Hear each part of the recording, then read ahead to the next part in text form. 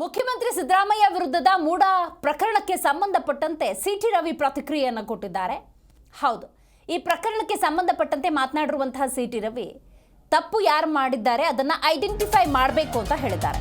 CM Siddaramaiah ಮೂಡ ಪ್ರಕರಣ ವಿಚಾರಕ್ಕೆ ಸಂಬಂಧಪಟ್ಟಂತೆ ಲೋಕಾಯುಕ್ತ ಏನ್ ರಿಪೋರ್ಟ್ ಕೊಟ್ಟಿದೆ ಮಾಹಿತಿ ಇಲ್ಲ. ತಪ್ಪು ಮಾಡಿದವರು ಯಾರು ಅಂತ ಹೊರಗೆ ಬರಬೇಕು, ಇನ್ನು ಅಕ್ರಮ ಮಾಡಿದವರನ್ನ ಐಡೆಂಟಿಫೈ ಮಾಡಬೇಕು ಅಂತ ಸಿಟಿ ರವಿ ಹೇಳಿದ್ದಾರೆ. ಅಕ್ರಮ ಮಾಡಿದವರ ಐಡೆಂಟಿಫೈ ಮತ್ತು ಶಿಕ್ಷೆಗೆ ಒಳಪಡಿಸಬೇಕು ಅಂತ ಬೆಂಗಳೂರಿನಲ್ಲಿ ಬಿಜೆಪಿ ಎಂಎಲ್ಸಿ ಸಿಟಿ ರವಿ ಹೇಳಿದ್ದಾರೆ.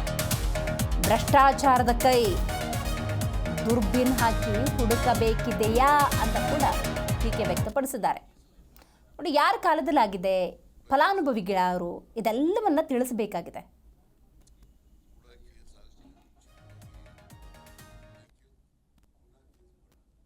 ನನ್ನ ಮೂಲಭೂತವಾಗಿರೋ ಪ್ರಶ್ನೆ, ಮುಖ್ಯಮಂತ್ರಿಯವರ ಪತ್ನಿ ಆಗದೇ ಇದ್ದಿದ್ರೆ 30 ವರ್ಷದ ಹಿಂದೆ ಅಭಿವೃದ್ಧಿ ಹೊಂದಿದ ವಿಜಯನಗರ ಬಡಾವಣೆಯಲ್ಲಿ ಬದಲಿ ನಿವೇಶನ ಸಿಗ್ತಾ ಇತ್ತಾ? ಮತ್ತು ಪ್ರಾಸ್ಪೆಕ್ಟಿವ್ ಮತ್ತು ರೆಟ್ರಾಸ್ಪೆಕ್ಟಿವ್ ನಡುವೆ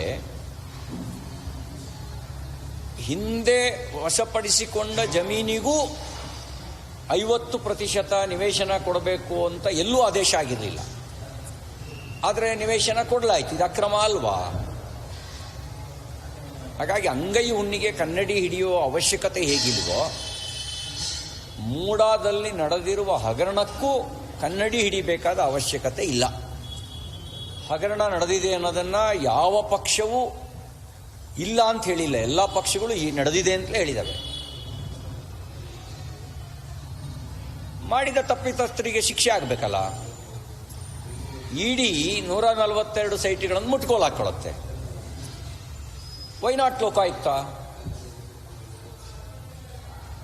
ನಮ್ಮ ಹಿರಿಯ ಅಧಿಕಾರಿಗಳು ಏನು ಮಾಡ್ತಾ ಇದ್ರು? ದೂರು ಬಂದ ನಂತರವೂ, ಜಿಲ್ಲಾಧಿಕಾರಿ ಪತ್ರದ ಮೇಲೆ ಪತ್ರ ಬರೆದ ನಂತರವೂ ಕೂಡ ಯಾಕೆ ಅವರು ಕ್ರಮ ತಗೊಂಡ್ಲಿಲ್ಲ ಅನ್ನೋ ಪ್ರಶ್ನೆಗೆ ಉತ್ತರ ಏನು ಹೇಳ್ತಾರೆ ಅಂದರೆ, ಒಂದು ಯಾವುದೋ ಪ್ರಭಾವಶಾಲಿಯಾಗಿರುವಂಥ ಒಂದು ಶಕ್ತಿ ತಪ್ಪಿತಸ್ಥರ ಮೇಲೆ ಕ್ರಮ ಕೈಗೊಳ್ಳದಂತೆ ತಡೆದಿತ್ತು ಅನ್ನೋದಕ್ಕೆ ಇನ್ನೇನು ಸಾಕ್ಷಿ ಬೇಕು?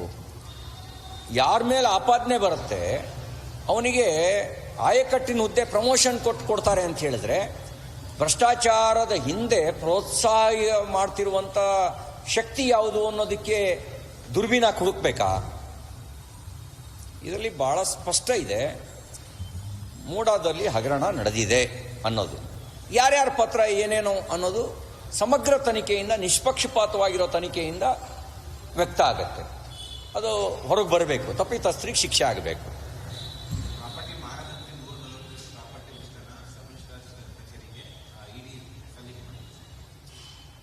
ಅದನ್ನು ಸ್ವಾಗತಿಸ್ತೀನಿ.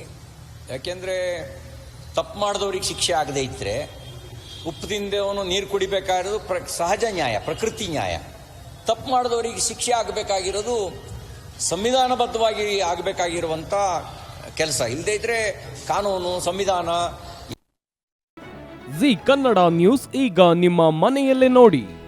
ಎಲ್ಲ ಕೇಬಲ್ಗಳಲ್ಲಿ ಈಗ ಲಭ್ಯ.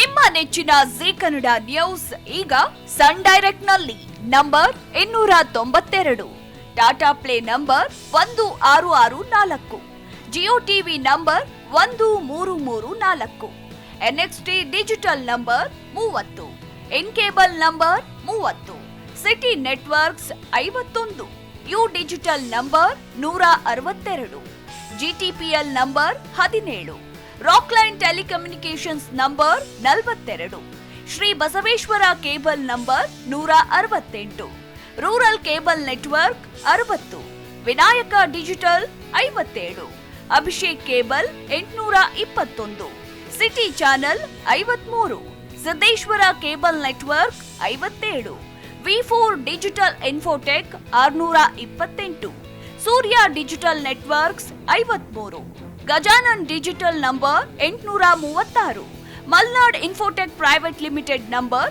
56, Metrocast number 830, Victory digital number 167ರಲ್ಲಿ ನೋಡಿ ಆನಂದಿಸಿ.